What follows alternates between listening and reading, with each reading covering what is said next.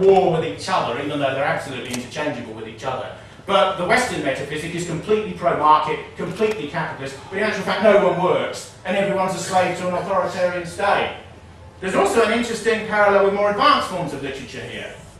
Clockwork Orange, many people think that's about Western youth rebellion and gangs of rockers and sort that emerged, and mobs who emerged in the 1960s at the time.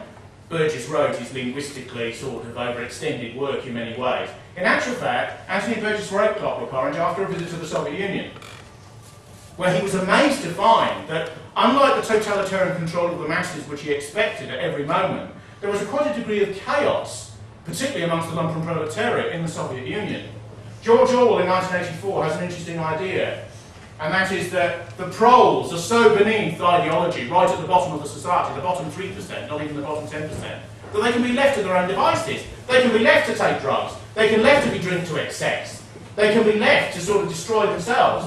Orwell says the future is the proles at one point. Remember when Winston Smith looks out across the tenements and sees the enormous washerwoman putting some sheets on the line, and she sings about her lost love. Oh, he was an helpless fancy, she says, and all this, you know. And Winston looks out on her across the backyards and lots and says, if there's a future, it lies with the proles. And then he thinks to himself, but looking at them, he had to wonder, you know. But the party degrades the proletariat to such a degree that it ceases to be concerned about their amusements, because they're beneath the level of ideology, and therefore you don't need to control them. The people you control are the outer party, those who can think, those who wear the blue boiler suits, not the black ones, for the inner party.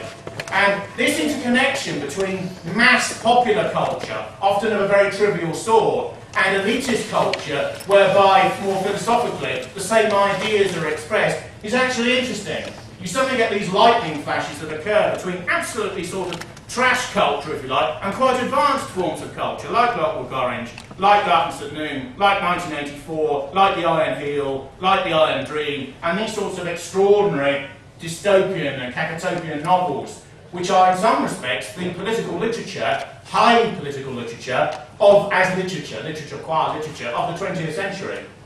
Now, one of the reasons for the intellectual independence of elements in comics is because no one's concerned about it, except when the baleful eye of censorship falls upon them. A particular American academic wrote a book in the early 1950s called The Seduction of the Innocent, which is about children were being depraved. They were being depraved by these comics, which were giving them violent and racialist and elitist and masculinist stereotypes, which shouldn't be allowed. And of course, the vogue for left-wing comics grew up in the 1970s. Because culture in the United States, particularly mass culture, is racially segregated in a way which is never admitted, African Americans have always had their own versions of these things. There are black American comics, Marvel did too, called The Black Panther. And the Black Panther only ever preys on villains who are black. And there's another one called Power Man, who's in prison and is loaded down with chains, and a white scientist who might be Jewish experiments on him. He's called Luke Cage, and he's experimented on him and suddenly becomes a behemoth, a titan of black strength he's called, and he backs down the wall and takes all sorts of people on. And yet, of course, all of the villains he takes on, very like the Shaft films, which are the Black James Bond films, which are very similar. All of this material is segregated, it occurs within its own zone. But you notice the same heroic archetypes return. Yet again, there's a villain in the corner, usually on the left side. Luke Cage has an enormous fist. There's a sort of half-caste beauty on his leg, looking up, saying, and this sort of thing. It's the same methodology. It's the same thing coming round again. So, although there have been attempts at the left-wing comic, it's actually quite difficult to draw upon with any effect, because in a way you can criticise comics that are metapolitically right-wing, but to create a left-wing one is actually slightly difficult. The way you get around it is to have a comic that's subliminally rightist and have the villain as the extreme right. There are two American comics called Sergeant Fury and Sergeant Rock, and another one's called Our Army at War, Sergeant Rock, you know, and this sort of thing. And you know who the villain is because they're all set in the Second World War. The attitude towards communism in comics is very complicated. Nuclear destruction was thought too controversial. And when formal censorship of American comics began in the 1950s, something called the Approved Comics Code Authority, very like the British Board of Film Classification, emerged. And they would have a seal on the front of the comic. Like American films in the 1930s, men and women could kiss, but only in certain panels and only for a certain duration on the page as the child or adolescent looked at it. And it was understood so explicitly it didn't even need to be mentioned that, of course, it was totally heterosexual. Similarly, violence had to be kept to a minimum, but a certain allowed element of permissive cruelty was permitted if the villain was on the receiving end of it. Also, the comics had to be radically dualist. There has to be a force for light and a force for darkness. There has to be Spider-Man and his nemesis, who's Dr. Octopus. But a certain, who has 8 arms and this sort of thing and that sort of thing. But a certain complication can be allowed. And as comics grow, if you like, non-dualist characters emerge. There's a character in the Fantastic Four called Dr. Doom, who's a tragic figure with a ruined face, who is shunned by man, who wants to revenge himself on society because he's shut out, who ends as a ruler of a tiny little made-up European country, which he rules with an iron hand, and he does have hands of iron, so he rules his little Latvia substitute with an iron hand. But he's an outsider, you see, because in the comic he's a gypsy. He's a sort of white Roma.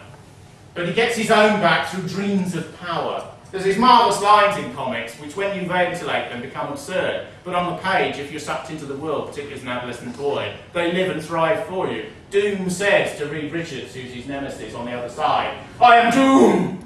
I will take the world." And this sort of thing, you know, because the way the hero gets back at the villain is to escape, because they're usually tied up somewhere with a heroine looking on expectantly. The hero's tied up, but because the villain talks so much about what they're going to do, and the cruelty and appalling suffering they're going to inflict, all the time the hero's getting free, because you have to create a lacuna, a space, for the hero to escape, so he can drag the villain off to the asylum, or to the gibbet, or to the prison at the end. Do you remember that line from Lear on the heath? "I shall do such things!" And what they are, I know not, but they will be the terror of the earth. And all these villains repeat that sort of line in the course of their discourse, because in a sense they had to provide the opening or the space for the hero to emerge. One of the icons of American cinema in the 20th century was John Wayne. And John Wayne was once interviewed about his political views. By, of all things, Playboy magazine, yes. Playboy asked John Wayne, this is the sort of level of culture we're dealing with. They said, "What are your political views?" And Wayne said, "Well," he said, "I'm a white supremacist." And there was utter silence when he said this. He was a member of the John Birch Society at the time. Whether or not he gave money to the Klan, no one really knows. There's always been a dissident strand in Hollywood, going back to Errol Flynn and before, of people who, if you like, started, even at the level of fantasy, living out some of these heroic parts in their own lives. Wayne, quite clearly, the distinction between fantasy on the film set and in real life was blurred on many occasions. There's many famous incidents of Wayne when robberies were going on, rushing out of hotels with guns in hand, saying, "Stick 'em up," you know, because he played that part, because every part's John Wayne, isn't it? Slightly differently. And he played that part again, except for a few comedy pieces, you know. He played that part again and again and again. Don't forget, The Alamo is now a politically incorrect film. Very politically incorrect. There's an enormous women's organisation in Texas called the Daughters of the Alamo. And they have to change their name, because the white supremacist celebration of the Alamo is offensive to Latinos, who are, or who will be very shortly, a Texan majority, don't forget.